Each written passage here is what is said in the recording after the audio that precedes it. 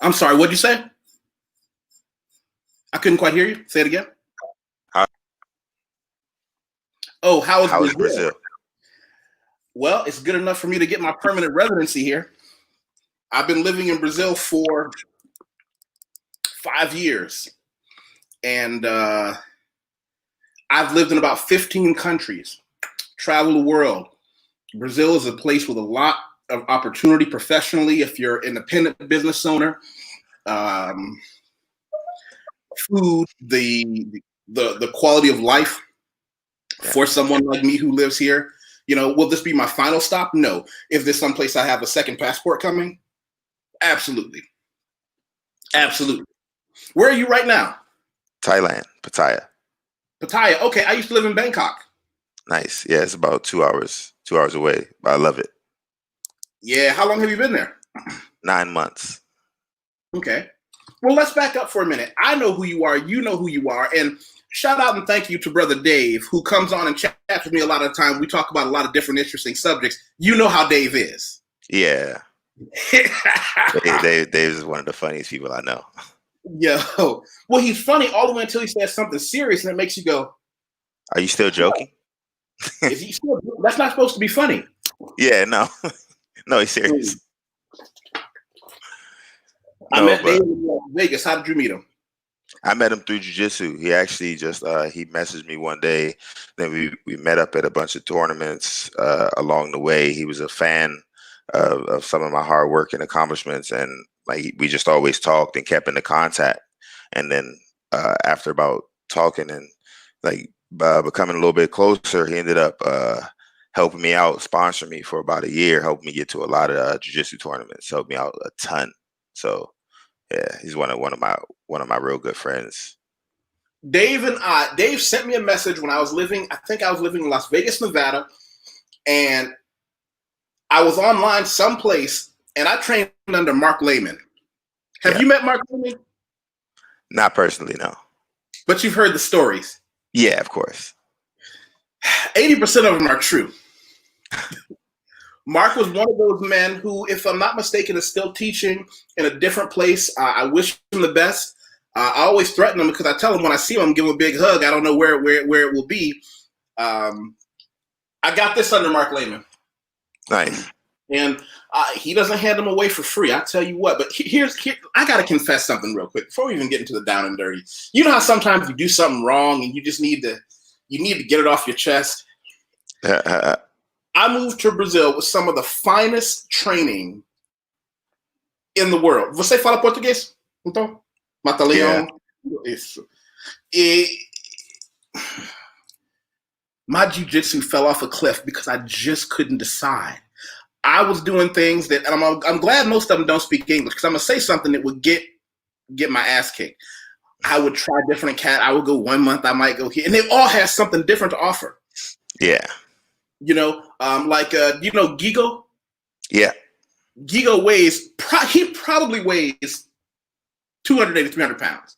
Yeah. Okay. Easy. 300 pounds. Easy. And I'm being nice to men. But here's the thing. His gym specializes in just beef houses. It's rare that I am mid to average weight. I'm 230 pounds now, not since quarantine. I'm probably down to 220, 215 because I haven't been able to hit the weights in the gym. I would go there, man, and it's just a monster factory. Just giant slabs of beef running at each other. Man, I had one of the worst days of my life at Gigo's Academy. I fought the BJJ Stars in Sao Paulo. I got off the plane in Sao Paulo, sat in about 2 hours of traffic. And when I travel far distances, I always go straight to the gym because I have to get the jet lag out, have to train and like be able to adjust my system. So I'm used to taking beatings when I land, but this one was special. Like a kid named he's a purple belt at the time. He's a brown belt now. Gabriel Costa. He beat me so bad. The big guys, little guys, it was bad. I couldn't breathe. I'm opening my gi. Everyone's looking at me like, he's supposed to fight in 3 days? How? But I know that gym well. Yeah, Gigo, and he's a good and I remember he did something for me that a lot of the other ones hadn't. When we left the gym, we all went around the corner. You know, you can get fresh juice everywhere in Brazil. Mm-hmm. And they were trying to speak English to me, and he said, no, fala Portuguese. Because he said, I will never learn how to speak Portuguese if everybody keeps trying to speak English to me. He made them speak to me in Portuguese. And that's why my Portuguese isn't as good as it could be. Because, oh, look, you got your fans coming in. Oh, it's DJ Jackson. What Hey, up, Peter and Lenny? Make sure you subscribe. Out here in Thailand working my Make sure you subscribe, guys. Out here working my Muay Thai for Pete, especially for Pete. DJ Jackson's alive. I am. Well, the reason that I wanted to really get you here wasn't just because Dave says great things about you. I want to be clear. He advocates for you, and on his okay, he said that you were somebody that I should definitely meet. And I said, well, make the introduction. And he did. And we've been chasing each other around the mat. And I know how busy you are and how busy I am. It's just one of those things that we got to find the time. Yeah. Got to find the time. And I'm glad that you did. So let's go all the way back for a minute, because I put in the title, friends choking friends. I want to tell everybody kind of the root of that fraternity, that brotherhood that people in Brazilian Jiu-Jitsu have, because Brazilian Jiu-Jitsu is unlike any other sport. What do you think causes Brazilian Jiu-Jitsu to have such a, for better or for worse, such an insular, like, wolf pack mentality of us against the world? Because it's like you have you and your group of friends. Most people always have similar mindsets. And you guys, you go into the gym, and once you train that hard and you bleed and you fight, you kick, you scream, you scratch, you're trying to kill someone else. But when it's all done, you guys can still leave and be friends. Like, that bond that grows is super strong. Like, it's not like anything. It's not like other sports even. But other sports, the bond's strong too, because they're team sports, so they're with each other all the time. But jiu-jitsu, you have that where you're with each other. We go to tournaments together, stay in hotel rooms together. But then also we go in the gym, and like the only way to get better is to try to physically hurt each other. And so we're doing our best to kill each other, but also helping each other get better, sharing ideas, sharing knowledge, helping each other improve any way we can. And just that amount of caring, it always builds that strong bond. Brazilian Jiu-Jitsu, you develop a warrior's intimacy because you see each other at your best, but you also listen. I've never in my life been in situations where I've seen more grown men, including me, cry, and another group of men is in the locker room, and it's never about the training. But when you're with somebody who I know this guy won't break. I know this guy is mentally tough enough. And we talk about things on a level that you can only talk about with somebody that you had that level of brotherhood and competitiveness with, when you train. Because Brazilian Jiu-Jitsu is such a physical thing. I mean, you're literally in each other's faces. Oh, there you go. Yeah. He said battle buddies. My brother Craig Washington. He's out here in Brazil too. Yeah. It's one of those things that I try to, people will watch, for example, which if you were to introduce somebody to Brazilian Jiu-Jitsu, you probably learned a lesson a long time ago that I just figured out. One, don't show them a Jiu-Jitsu highlight reel. You can show some highlight reels, but not all. Because to you and I, it's hard. To somebody else, it's, oh my god, is that man unconscious? It's like, oh yeah, he'll be fine. Yeah. He'll be fine. I'm like, no, he'll just wake up. He's good. He'll wake up. He's going, look, his legs are shaking. It happens to all of us. You'll do the chicken sometimes. You'll be all right. What would you say if I was to put on the screen, here's a DJ Jackson highlight that I'm going to show people. This is, what should I Google to show them this is what Brazilian Jiu-Jitsu is at its level with somebody like DJ Jackson? Yep. What's the question? Which highlight reel should I put on the screen to show them this is DJ Jackson and this is what Brazilian Jiu-Jitsu is, where he is in life? Oh, probably the one that I did for Spider, the Spider Jiu-Jitsu highlight. SPYDER Jiu-Jitsu highlight. The Spider Jiu-Jitsu highlight. Let's see. Was that in 2018? Yeah. It's a video. It's about 3.5 minutes long.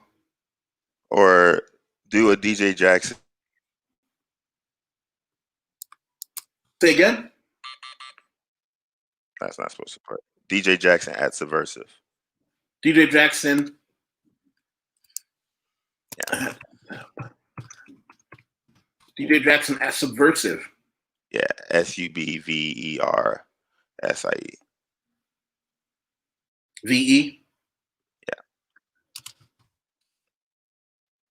Okay. It looks like DJ before the 5-on-5 tournament. September 11th, 2018. Yeah. Gotcha. So here's what we'll do. Oh, you're with Shane Hill Taylor on his channel, it looks like? Yeah. So this is what I want to show people when they ask what it is that we're doing and how it looks at a high level. While we're doing this, why don't you tell them the difference between wearing a gi and wearing and not wearing? Because people here, they see I have my gi back here. I have gi and no gi. How would you describe to a layman the differences in what you see with gi and no gi, what a gi is? I'm going to let you take it away. Okay, so like with the gi, there's just, you have your jacket, your pants, and there's a lot more stuff to grab on and hold. Like here, you have the collar. There's a lot more things that restrict the movement. But with no gi, there's nothing to restrict the movement. The movement's a lot more free flowing, so there's a lot more scrambling, a lot more movements. It's a little bit more dynamic at times, but the gi is just like the basis of the martial art. So always holds a special place in everyone's heart. But I love no gi. Yeah, well, here's the thing about Brazilian Jiu-Jitsu is, I believe that wearing a gi and not wearing a gi, I believe they're two different sports. I firmly believe they should be taught as two independent sports because, as I see more of the world and see how it's developed outward, I don't necessarily believe that you can apply the same principles. I don't know, but that's because I do. Like I train both. My style is the same in both. Like I'm in your face, pressure, knee cut, control the hips, try to catch your wrists, looking for Kimuras, wrist locks, paint brushes. That's all the same. It's the same in whether I do gi, no gi.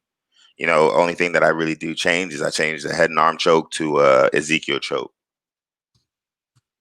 And then you just use the gi whenever you can and places, but my hands stay in the same place. If I'm supposed to have your wrist, my hand is like cat's paw grip, I'm just going to grab your wrist. If I'm supposed to have my hand on like your ankle grip, I'm just going to like reach around your ankles. The hand placement is the same.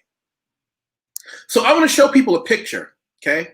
And what I'm going to say to people is that this picture is not what he's going to do to you if you train with him. This is what you do at an advanced level, okay? Don't get nervous, folks. Find him. Train with him. All right, let's see.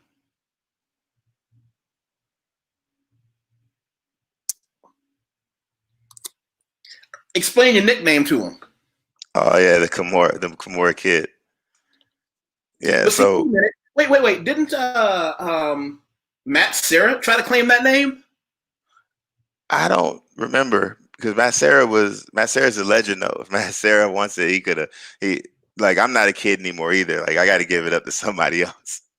But no, when I was coming up, I used to we drilled. Like the thing about jiu-jitsu is whatever you drill, whatever you work on, you're gonna get the results out. And I put in a lot of drills. Master Lloyd Irvin, my instructor, gave me the Kimura drill as one of my first submissions, and I drilled it like well over 10,000 times. And so I was really, really good at it at that level and still now. But like you're just supposed to tap before it gets to that point. Never let your arm go behind your back. And then for the beginners, you'll never have that problem. Just keep your arm in front of your body. Oh, you will learn humility in Brazil, and you'll learn it early. There are enough guys. Yeah, the guy commenting in this comment right now, Leo Maggio, taught me a bunch of humility when I first started. I thought I was a big, strong, tough wrestler covered in gym. Well, I was, but also when you put the gi on as a wrestler, loop chokes kill you. Loop chokes are a thing. So you need to learn how to defend. You have to give them your head. Yeah, and my head's kind of big, so it was a little hard for me to get out of those when I first started. And so I want to go back. Let's go even deeper. You said under Master Lloyd Irvin, legendary Brazilian Jiu-Jitsu coach, instructor, black, and he came into Jiu-Jitsu in a very unusual way. How much of his story can you share?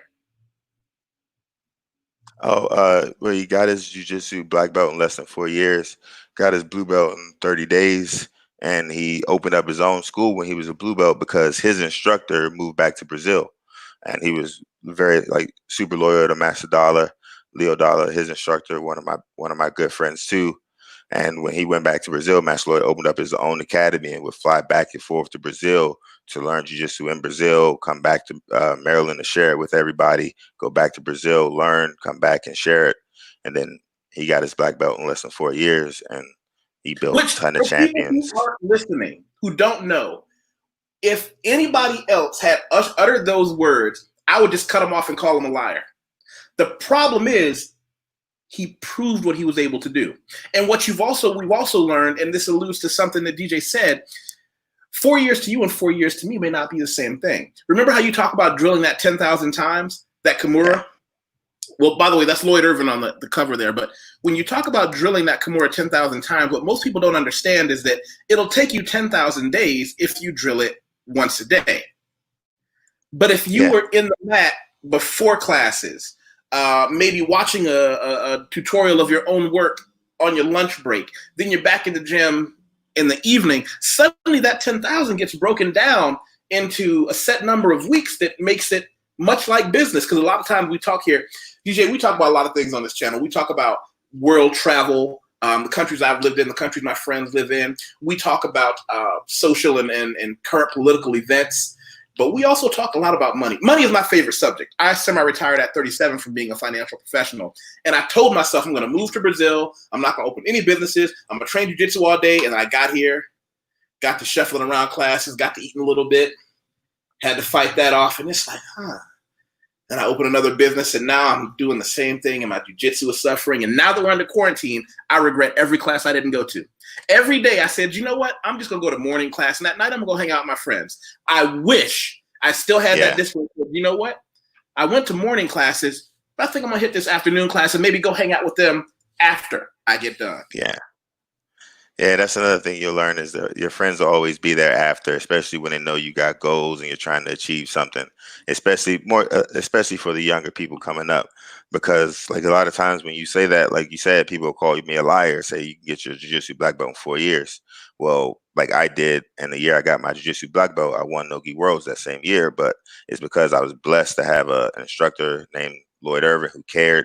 Me, Sajar Eubanks would stay together and drill every day before class to the point where like we were irritated, upset. We didn't want to do any of the drilling that he was making us do, but we just understood that we just trusted him that if we listened to him that we would become champions, and it worked out. You know, one of the things that has turned into something that wasn't supposed to be a job for me because of my world experience and having traveled to so many countries and lived in so many countries and no paperwork about how to do different things as an expat, I have received, I mean, of course, over this past month especially, every day I get hammered with people saying, can I hire you to facilitate my being able to leave the country? It's not even... Yeah. If my visa stuff don't work out here in Thailand, you can get the same message from me. I'm coming to Brazil.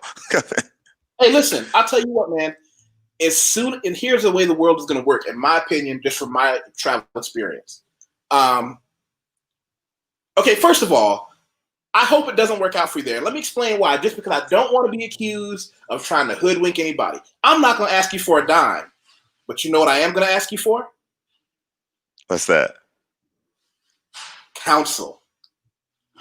I just want a couple hours with you to go over nothing complex, just my fundamentals. When you get out here, that's easy. I tell Dave the same thing, but Dave always tells me he's going to come and train with me, but he doesn't. And then he'll message me and talk about how people are doing stuff to him that shouldn't be happening. But I don't listen to that type of stuff until he comes out and trains with me. It took Dave 3 years to come out and visit me in Brazil, and every week he would call me and say, "Hey, Watt, I'm gonna get on a plane. I'm gonna come down Friday. Make plans." At least now that I know he gonna come eventually. I got another year and a half. Then, if that's the case, I was starting to lose hope. And when he came, we had a good time. And I Always love have a good Dave. time with him. So how does training in BJ in Brazil compare to have you trained in Brazil? Yes. Brother DJ, have you trained down here in Brazil? Yep. I trained in Brazil, trained in Rio, trained with Ted Today and his favela, trained with Gigi Pavia in Alliance. I trained at Gigo's and trained at a few other Damian Maya school in Sao Paulo as well. So I got to train around a bunch of different Well, why gyms. don't you take that question first? Oh, what's the difference? Yeah, in your opinion. Well, I'm blessed to be in like Maryland, Team Lloyd Irving, where for us we have a ton of world champions, like all in the same gym, a ton of black belts all in the same gym. We were all like really good friends. So it was me, Tim Spriggs, Muhammad Ali, Jamil Hill Taylor, Angelo Claiborne, Malachi Edmonds, like all those guys are still there. I'm the only one who's not there anymore. But all black belts, all around the same age, who all like go in there and work and train every day, and then all the lower belts too who are coming up. Tons of like great wrestlers. So our gym is like we have a very, very great gym. But the thing is, in Brazil, like every gym is like that. Like not just like one gym in Maryland, and then the next good gym is like a few states away in New York, and then in New York you have a few good gyms, and then in California you have a bunch of good gyms, but then like in the middle of the country, you know, they're a little bit more spread out. But in Brazil, it's just like every gym is just you can like throw killers. a world-class jiu-jitsu competitor. Yeah. Matter of fact, something else I'm going to do. I run a group on Facebook called Black Expats in Brazil, and it's for anybody who has been to Brazil or is in Brazil. It's just a bunch of black expats from around the world. I'm going to add you to that group because I'm going to start campaigning early. You know, yeah. Jackson in Brazil, 2021. What's up? So here's what I've also figured out for Brazil, and I say this respectfully to all parties concerned. I would say training in Brazil is a lot less "quote unquote" fun than training in America. Yeah, because of the mindset is always just it's a much more relaxed place. Like you train, and whenever it's done, no matter how much you get beat up or what happened, you're going to get some acai. You're going to the beach. You're going. Like it's a much chill, much more relaxed environment. But here, that's afterwards. I'm saying in class, I don't necessarily believe classes, technical classes are good, but as far as just people screwing off in class, you don't get nearly as much in Brazil of people that's just, you know, two guys in the corner and they want to talk about the UFC last night while the coach is going over, you know, how to maintain an open guard. Because it's a different place. In Brazil, most people are paying like very little money for training. So the coach, if you're paying that much money, he doesn't mind just coming over and like smacking you upside the head and telling you to shut up. Because if you don't pay it, it doesn't affect him. But in America, you can't do that. You can't lose that amount of students. But if the coaches could, they would. Yeah, out here, I mean, you just and on that first day, you will get asked that question. I mean, I'm not saying anybody's going to hurt you, but they get foreigners all the time who say, "I want to train in jiu-jitsu," and it'll be all right. Let's see how much you want to train. Oh no, I don't need to choke you. Sprawl.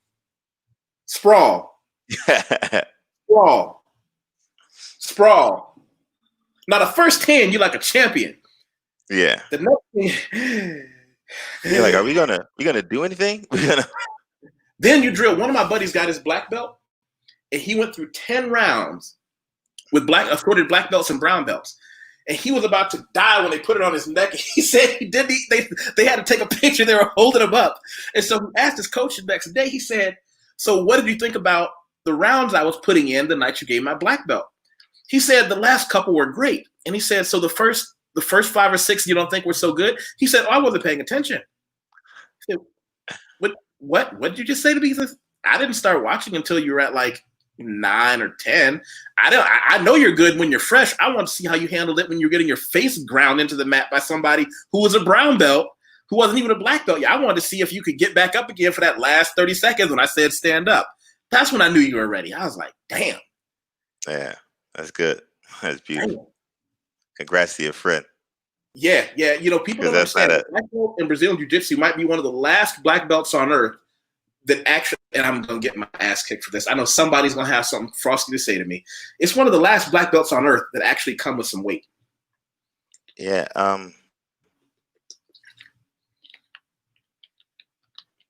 Like a lot. It's just a lot of other ones have been watered down. Like people are trying to water Brazilian Jiu-Jitsu down, but the community's strong and they're fighting it off. It's just Yeah. like they won't give into it. But they're trying to give the belts away, but people just won't. They're not taking them. Well, that's But the other thing. You can't fake your way. Like if you, in Brazilian Jiu-Jitsu, we have a testing system. Like when you go, because people will ask, "Oh, well, are you guys coming to the tournament?" And we'll find out real quick whether or not you're. Because, for example, Mark Lehman was notorious for having people come to Cobra Kai Jiu-Jitsu in Vegas when he was still running it, and get their feelings hurt bad. yeah, I saw more than one brown belt and black belt get their feelings hurt. there's something we always say: the mats never lie. It's like you can lie about your belt, but the mats won't lie. Matt will. We'll find out. I remember we were going over Neon Belly, and Mark, during the course of our training, I caught him with the Jedi sweep. We used to call it the force push, where you sneak your feet behind their ankles and you push them and they fall over. And he wasn't ready for it. And I was like, ha ha. And he was like, okay, now that I know you're enjoying this evening. And he got on top of me and got a Neon Belly, and he gripped behind my head and pulled my head up and hooked his knee. I couldn't, and I just went clean out. I was like, ouch, that hurt my sternum just thinking about that. Thank you, Reigning Woman. She's an awesome, awesome cheerleader. She makes sure everybody knows who I am and where to go for some of the things that I do. I almost forget to talk about it because I'm so, happy to be on with somebody who's done the things that you're doing. And now, for everybody who's in Brazil, I want y'all adding him on Twitter, add him on Facebook. Everything fun that happens in Brazil, I want y'all to tell him, hey, listen, you need to come on down. We got something for you. Don't be like YusefWateef. Stay away from. Listen, I would say before you come, I want you to give yourself, because when we hang out, I want you to give yourself, if you could lose 10 pounds before you came, and then say, you know what? I'm going to give you this 10 pounds to take me to some of your favorite restaurants. What? All right. We can do that. It's on. Now, if we could just conspire to get Dave, it would be a legendary picture. If me, you, and Dave could take a picture together, it would be like the inversion at the same time. Craig has a question for you. Yeah. The main difference between traditional jiu-jitsu versus BJJ. And I think he means Japanese. Huh? I think he means Japanese. Oh, see, I wouldn't. Yeah, I don't know. I haven't studied Japanese jiu-jitsu. I kind of look at it maybe as more jiu-jitsu versus sport jiu-jitsu. Like self-defense versus like sport point-based jiu-jitsu. But the thing is, there really shouldn't be a difference between the self-defense based jiu-jitsu and sport jiu-jitsu. The points in jiu-jitsu are based upon like dominant position. The reason that there's a difference now because people are everyone's trying to game the system. Everyone's trying to do their best to win without actually doing the martial arts. So there's like a lot of. Hold on, go into detail on that. I'm glad you brought that up. We need to get into this one. Oh no, just that instead of like going through and doing what jiu-jitsu is supposed to be, people are just trying to find whatever they can do to just win the game. And so that's why jiu-jitsu and sport jiu-jitsu is becoming more different now. Is because now in jiu-jitsu, the points for dominant positions, which is why they were made, don't really matter because both people will go in, sit down as fast as possible, tie each other up, and just kind of restrict the movement as much as possible. So it's not like the old days where you had Teddy, Jacare, and you still have people like that for sure. But back in those times, there was no one really trying to beat the system, and the weight classes that people were trying to beat the system was Megaton Diaz and old legends like that, and those guys were fighting the same as the heavier fighters. So there was none of that type of game. That's the thing. There is a point system that, in my opinion, points are what you rely on when everything else hasn't worked, and you get two guys of equal value on the mat, and you go, well, one guy managed to get the other guy, in a very compromised position. So that's what we're going to go from there. Yeah. Now people have figured, wait a minute, if I just pretend to make a movement, but don't actually do anything and get 3 or 4 points and then stall, run, stall, because something a lot of people don't understand is it's very hard to have combat with a man who doesn't want to engage. Who's I mean, that when Brendan Schwab versus Cyborg is the greatest example of it. Like Cyborg, great jujitsu's fighting Brendan Schwab. Brendan Schwab runs away for 20 minutes and Cyborg can't do anything. It's like, it's it's don't share that video. If you share that match, no one will ever do jiu-jitsu. No. I wasn't even gonna show a video of Brandon Schwab. What I was gonna do of Abreu because let's be clear. First of all, when you sign a contract to get on the mat with this man, whose body is like, I've heard it described as like having a bag filled with wet cement. I fought him twice. I beat him once when I first got my black belt in a 6-minute match. And then we fought again in Miami and it did not go well. It was not. But he's a heavyweight. He's a heavyweight. It's just, yeah, he's a real good heavyweight. So the second fight he didn't tap me, but it wasn't. The score was a lot. But and my thing is, if he's somebody that I don't want to deal with, I'm not even going to get on the mat with him. Like, if they said, hey, Watt, we'll give you a bag full of money. All you've got to do is do a 6-minute match with Cyborg. I'm like, that's why I went to college, so I don't have to accept money for suicide. I had Worlds in 2 weeks, too. So they called my name, and I looked over. I was like, why am I fighting Cyborg with Worlds in 2 weeks? And then a bigger voice went in my head. It was like, stop being soft. And I was like, I ran on the mat. I was like, oh, okay. I was like, sorry. Okay, I'm out here. I'm ready. Let's go. Let's fight. Whatever happens, happens. Whatever. And you know what? That's a good attitude to have. Whatever happens, happens. Let me make a very hard pivot. What I'm about to say is in not relation to anybody we've discussed. It is, in fact, in relation to me and my experience in Brazil. And this is something that we would be dishonest to not discuss openly. The role of steroids in jiu-jitsu. Now, I want to be clear. Let me talk about what steroids are. I'm not saying testosterone replacement therapy, which I got prescribed when I was 37. I'm talking about steroids is when you take more than a prescribed dose or a dose that you weren't prescribed. I've done that too. It's fun. I don't do it more because I'm not a 20-year-old athlete. I'm not a football player. I'm one of the people who believe steroids should be free for everybody who's not in a combat sport. If baseball players can hit a little white ball 100 feet higher, I say let them load up on everything they want. But two guys who might bust each other's head open or strangle each other. And now I go the other way, whereas if both guys agree to take steroids, that's okay. But we can't have it to where like the rules are no steroids and then someone goes behind everyone else's back, takes steroids, and then comes out and they could be hurting other people, causing physical damage because they're enhanced. Yes. It's like if me and you are going to get into a fight and we're like, okay, let's have a fair fight. We're going to have one fair fight. And then I go behind my car and I grab a bat and you're ready for a fair fight and I'm holding a bat. That's why steroids needs to be either just removed completely or they should have just leagues where like how old school Pride was, like you can juice here, you can't juice in the UFC. Or in the same with jiu-jitsu. If people want to do it, they can do it, but then you can't do these tournaments. Here's what I will tell you, and I put a link in the account about it because I did a very private thing on my Patreon about it. I will tell you that there was something that I thought was extraordinarily racist that I found out was actually true. Because I try to give a little bit of balance to the force because no country is extraordinarily perfect. No country is perfect. When you get here, you're going to find out that, because they look at steroids the way America looks at jaywalking. Like they've got other problems. They don't really care. Yeah, nobody's no. Lady looking for some steroids. I want to tell you,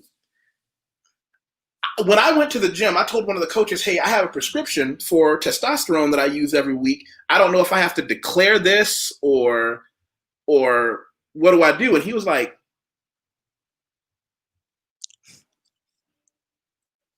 okay. He looked at me with that look of, I just assumed everybody was. And when you get out there, you see some guy, like I remember the first friend I had. I've had people. Go ahead. I've had people ask me, they're like, DJ, do you take, they don't even call it steroids. They're like, oh, you take juice? They're like, no, I don't take juice. What? Man, juice is good. Juice is good for you. How you train with no juice? It's just, it's not the same as, like, they look at it as something to help you and heal your body. And in America, just a much different view on it. Yeah. And for the record, I would say, because how old are you today? 31. Listen, man, I'll be 43 in July. Don't even consider any of that. Talk to me when you're 35. Yeah.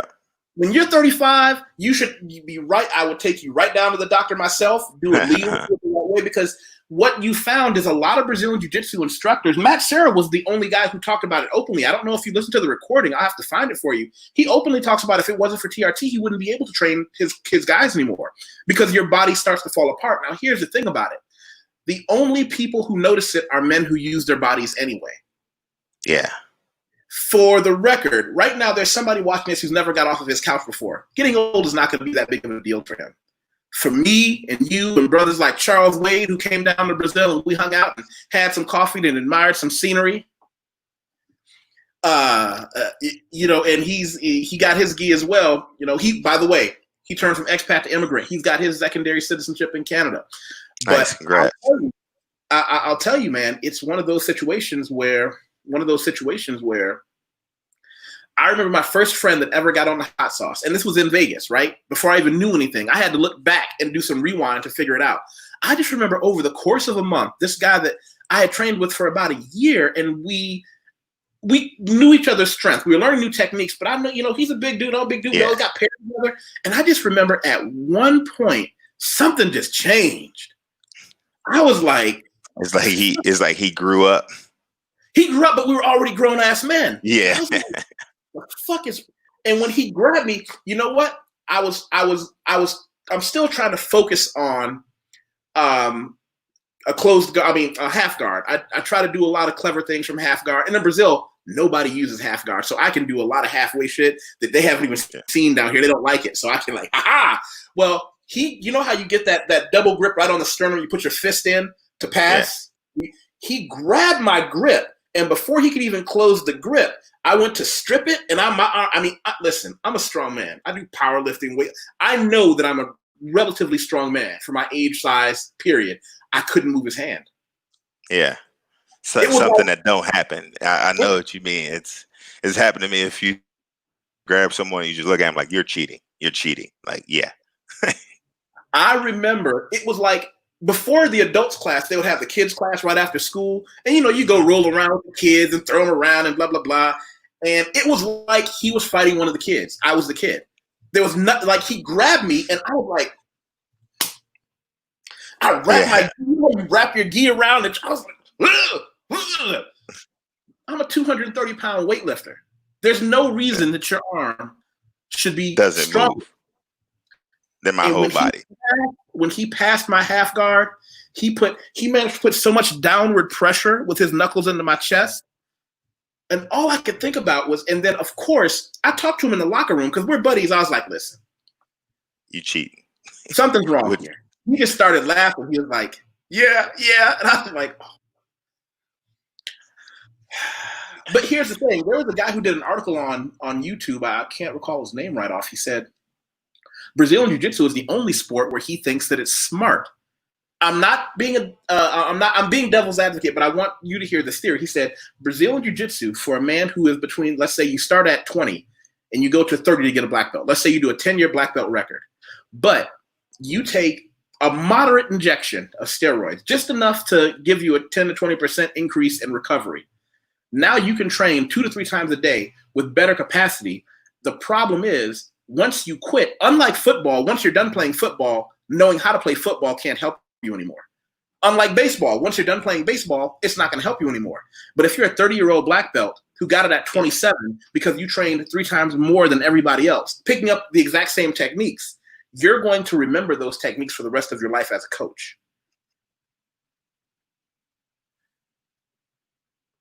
Yeah. And yeah, for a it's lot a of people, pretty good argument. But the other argument for it is steroids. So reason I never took it was because just like now I know it's becoming more mainstream, but just the ignorance of it where I'm from, like we always just thought it like just made your thing small. So like I didn't know what it was or what it would do, and that was always kind of the thing. But like you could just replace extra hard training sessions with more drilling, add strength and conditioning in, and stuff like that to keep your body stronger and safer. But I feel like a lot of times you don't need 2 to 3 like hard training sessions a day. Like one hard training session and then some drilling and some strength and conditioning is better than like negatively affecting your body. Now, if you have a doctor behind you and you're doing it the right way, then that's different. But for most people that can't get to a doctor or something like that, then just one hard training session, drill, strength and conditioning, and just focus on your techniques.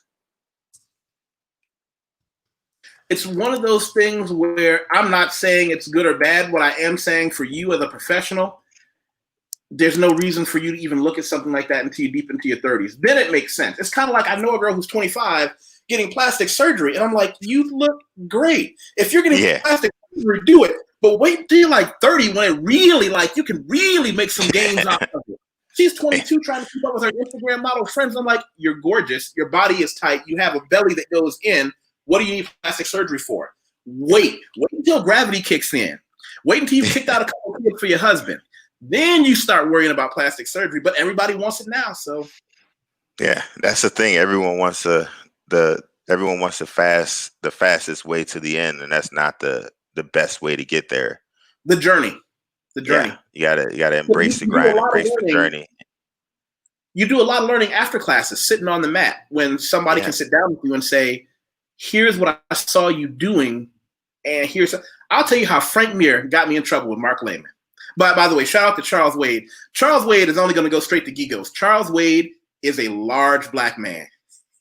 He might have to bring his own gi because I don't know if Brazilians make him that big. He's going to have to special order his.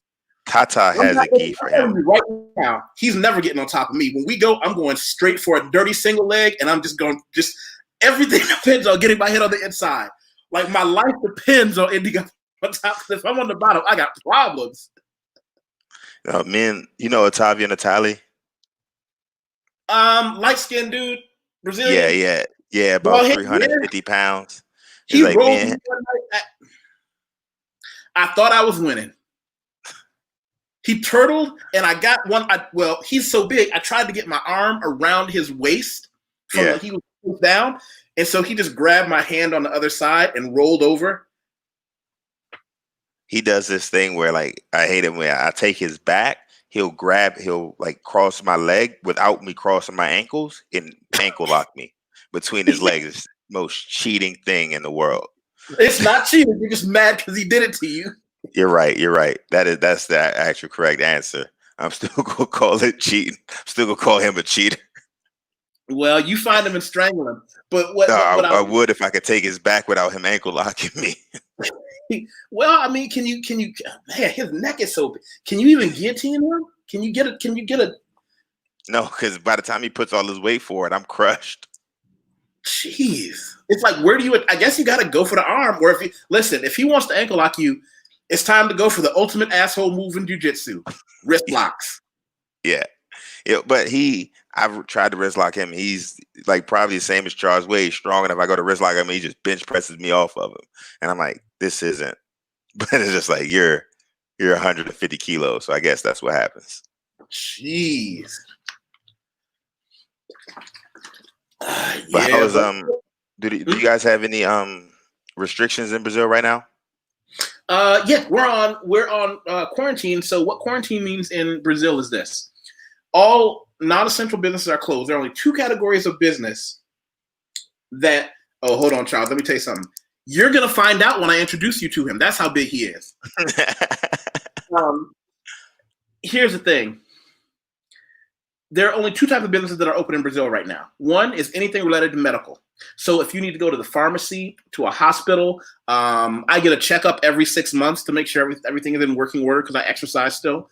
I've got my kettlebells here, which kettlebells they keep me from not exercising. You know, you can't imitate 350 pounds on a bar with kettlebells, but it does give you the physical push you need.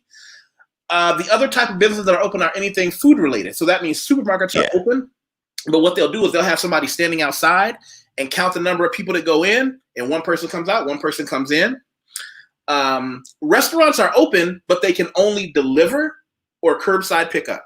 So I can go to my favorite little Brazilian restaurant across the street and order a chicken and rice if I want one for lunch. But I got to stand outside. They go in the back, put it together, put it in a little plastic dish, and there you go. Now, they're going to do a slow open in Brazil. They're going to roll out over the course of weeks what businesses can be open again. I'm fortunate enough that as an editor, copy editor, proofreader, I do a lot of jobs from the luxury of my desktop. I'm probably going to wait another month before I actually start to venture outside. But a good chunk of what Brazil is that ability to say, you know, it's Tuesday night. We just got out of the gym. Let's meet downtown. I'm going to take you to this new place I found for tea. Let's go downtown. Let's go to this. They don't have what you would call natural places because they just have things called fruit bars. Like there's one place I'm going to take you to. It's outside. They just have a wall full of every fruit they have and your additions. For example, have you ever had guaraná? Yes, love guaraná. The powder? No, just the sodas. No, that's not what I mean. Oh, okay. Guaraná is the ground up powder of guaraná. And the thing about it is you do not want to like have coffee that day. It is a real, you put a scoop of that in your milkshake. Let's say you get some fruit, some yogurt, some oatmeal in there, blend it in there with a scoop of this stuff, and it will put some starch in your shorts. I remember the first time I had it, I went online to chat with a friend of mine later. We had a live chat, and I got to twitching and doing this. And what she asked, she said, "What, are you okay? Why are you twitching like a junkie? What are you talking about?" See if I can get some.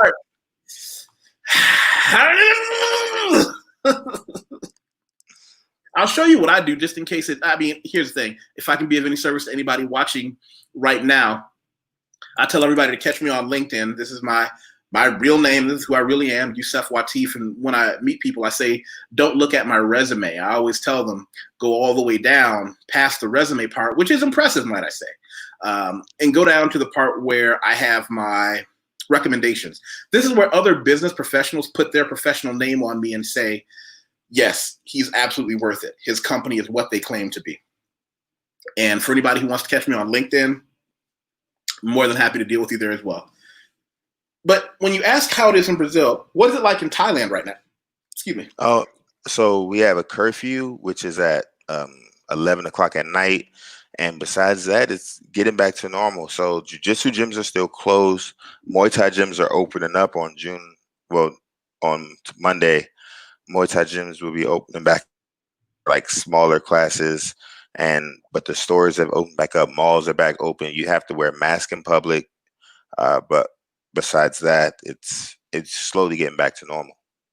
And then now, July 1st is when the international travel is supposed to open back up. How do you feel personally about getting back on the mat? Because my thing is, when the mat's open, I'm still going to wait a month.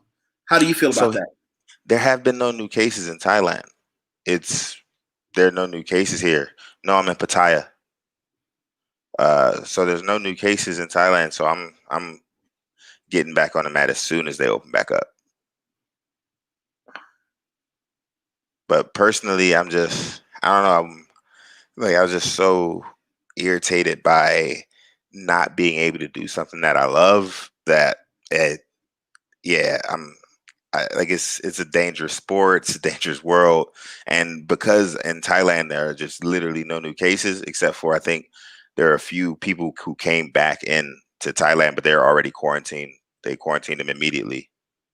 Oh, of course, I'm drinking 2 gallons of water a day. And all this heat. 2 and 3 gallons of water a day. I have no sugar drinks. I do the whole no liquid calories, except I will drink I'll make some yogurt with some milk and whatever fruit I get from down the street. I have to use these little electrolyte packets here in Thailand. When you were in Thailand, did you not use electrolyte packets? My No, body falls apart without them. no, I just get these, and Yeah. when I'm out, my backpack, I got a slot on the side. I drop one of these in there, and I just drink these all day. And when I'm done with this one, throw the bottle away, stop in a corner store somewhere else, buy another one. Yeah. Yeah, the same, but I'm out. I gotta get my next one up soon. So here's something that we've talked about quite a bit, and I wanna really make this personal for us. You and I have the privilege of having two distinctly different careers that give us both the same option of being able to say, I choose to live anywhere in the world that I want to. As a professional, I choose to live outside the United States. How did you come to that decision? Because people here, they know my story, but I want to hear yours. What helped you get to that place in the world where you can say, I love you guys, but home is going to be someplace else? Well, it was a lot of the same thing. I spent more than 10 years in Maryland after I got out of college, training and grinding the same thing every day. And it was just, I was supposed to be fighting, and I am an MMA fighter. I'm 4-0 as a professional MMA fighter. And the goal was to fight in the UFC, but just things, like I had 4 fights, I had problem getting fights. So it was hard to find opponents. So then Angla hit me up, Angla Insane, who's a champion of ONE FC. He messaged me. He asked me if I would be interested in coaching at Fairtex. Fairtex is one of the major sponsors at ONE FC. So I talked to the manager, the owner at Fairtex. They have a great relationship with ONE FC, so I'm coaching their fighters and planning on fighting the ONE FC eventually. But it's all just to further my career. But once I left the country and started actually living outside the United States, like I saw how much I like the rest of the world as well. Like the United States is great. But it's one country, and there are a lot of great countries. Say that again. Whoa. Hold on. Wait. Hold on. I'm going to give you a close up for this one. There are a lot of great countries. The United States is a great country. I love the United States, but there are a ton of great countries, a ton of places to go in the world, and the world has a ton to offer that I feel like Americans don't really get out to see. Tell them. I get emails every day. Oh, Marvin Benjamin what's said, up, Marvin? So, oh my goodness. I mean, but I've lived most of my adult life overseas. If I became an adult when I was 18, even including the time I went out to college and I got 2 degrees in college, I've spent most of my adult life overseas. Before Brazil, I was in China. I mean, I've been everywhere, and I'll stay there for a year or two a lot of times to really get the feel of a place. And it's awkward for a lot of the people who I love who've never seen more to understand how could you possibly not want to be here. And they don't understand there are many great countries in the world, but if you're trusting the same television that says you and I as big black guys are murderers and killers and criminals, why would you trust them to give you information on somebody in another country? Yeah, why would you trust sure. the media outlet? I saw that when I went to France. I spent the day in Paris, and when I got there, it was like during the time where they were talking about all the stabbings that had been going on. And in Paris, it's not what I thought Paris would be like. There's just a bunch of big black African dudes. It was basically Africa to me.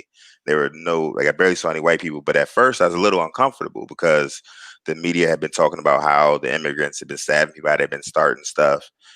But while I was there, nothing, not even an ounce of bad energy. Like everyone just was talking to me. Like some people tried to sell me some shoes, but just little guys hustling on the side of the street, but nothing, no danger, no nothing. It was a beautiful place and a nice experience. And I was a little upset at myself that I let the media change my perspective before I actually went to see it for myself.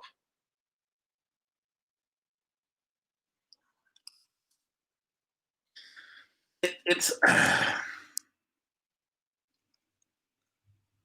But yeah, no, exactly. America does a real good job at it. It's people don't like to think it's not that they're brainwashed, but it's like you hear the same thing over and over and over and over and over and over again. That it's impossible for it to not go in. You know, Yeah. it takes a Yeah. lot to get that to break that, and it's not like I was the most ignorant person when I was like 18 and 19, kid in PG County, but just traveling through jiu-jitsu. 21, the first time I ever left the United States. In Portugal, I got lost in the airport because I bought the wrong plane ticket home. It was leaving the wrong city, so I had to wait an extra 2 days in the airport as a broke You stayed in the young. airport for 2 days? I was broke. I was broke as a mug. I ain't no money, and I had to wait for that next flight. So I was in the airport for 2 days, just enough money to get some food. So security was asking, excuse me, sir, why are you living Nope. here? Nope, they didn't say nothing. They couldn't talk to me. No one spoke English. So I was just waiting around for 2 days until I could get on my next flight. But even that experience, like in that experience, like I had a very little amount of money, and just some young girl working in the airport, like she could just see my struggle and came and gave me 20 euros. Like, I'm not that cute. Like, I have no idea why why she did that, but it was just she showed a lot of love, and like a lot of people in a lot of places show a lot more love than people in America a lot of the times. And when you get out, you'll see it. Like, you go to places and like people just take you into their own homes and introduce you to their family, you know? He's not in Maryland anymore, Sid. He's in Pattaya, Thailand now. Yeah, but I'm from District Heights, Maryland. But now I'm in Pattaya, Thailand now. New home for the time being. Yeah, and if that don't work out, let me know. Brazil, listen. Yeah. All you got to do is tell me, hey, I'm getting on a plane. All right. You know, I'm getting on a plane, and we'll situate the rest when you get out here. But it's one of those, you know, that realization that the world really is your oyster, and that people often ask me the big racism question. They say, isn't there racism in Brazil? And I say, there's racism in every country I've been to. But only in the United States of America will racism kill you as a black man. Racism can mean, hey, I want 2 forms of ID. That's racism. But only in America is it true that you and I can be walking down the street and have someone, any white American, let's be clear, not just law enforcement, can murder us, and the indignity will come. There won't be a guilty verdict. It'll just be, he killed this black person, and it's okay. Yeah. I always joke with my friends, like, if I ever get murdered, there's already a bunch of old Facebook pictures that they'll dig up and use to show how they're like, oh, look at him with him and his friends. That'll be plastered on to show that. But no, and in Thailand, I know you have it in Brazil too, because when I'm in Brazil, I have it. Like, it's one of the only places where anytime that I see a cop, I actually don't mind talking to them. They don't ever have their hand on their gun when they're talking to me. There's never any, like, I've been in Thailand 9 months. I've never had an officer have his hand on his gun while he's talking to me. In America, it's like I can't, like, I have it. It's just, yeah. Well, here's the thing. Think about this now. Have you been in Thailand consistently for 9 months? Yes. Is this the longest you've been out of America? Yes. Now, one day you may go back to visit a friend, not to stay, or family. Here's something that's going to happen to you. You don't realize just how easier it is to breathe outside the United States, but as soon as you get off that airplane, you're going to feel this weight on your head again when you realize, shit, I'm back in the world. And there's no way to articulate that to someone who doesn't know that life, who doesn't know, you know, it's just one of those things that you can't explain to someone. Definitely, Marvin. Marvin says we got to start a collaboration and network brothers and sisters in different countries that can link up and find great places to live and train when we travel. I try to do what I can individually. Collaborations are difficult. Yeah. I refer people. I have a referral network of businesses and friends. But as far as formal collaborations, it's really hard. It's really Yeah, hard. maybe not nothing formal, but just like if you're here, come here. You're there, people are there. Just so you always know where people are there to look out for you. Like a green book or an Underground Railroad. Yeah, just like something everywhere you go, like there's somebody to look out. So Wow. just something to keep people from feeling alone. So if you're traveling, like, because personally, I was talking to somebody who's traveling out here, and he's out here by himself, and he was telling me, he's like, I got tired of waiting for people telling me they're gonna make the trip. And like I've been waiting on my friends telling me they're gonna come out with me. I was waiting for 2 years, so I just decided to come out himself, and he's out here by himself, and we've been hanging out a bunch. So stuff like that. Nice, Marvin. Yeah.